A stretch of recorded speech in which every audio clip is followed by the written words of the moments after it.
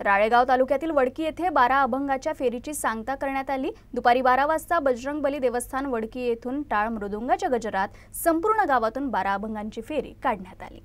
यावेळी वडकी गावातील ग्रामस्थ महिलांनी गावातील रस्त्यावर आकर्षक रांगोळी काढून रंग भरून सजावट केली। गेल्या 4 ते 5 महिन्यांपासून सुरू असलेल्या 12 अभंगाच्या फेरीची विधिवत पूजा अर्चना करून नंतर बजरंगबली देवस्थानात या फेरीचा समारोप करण्यात आला।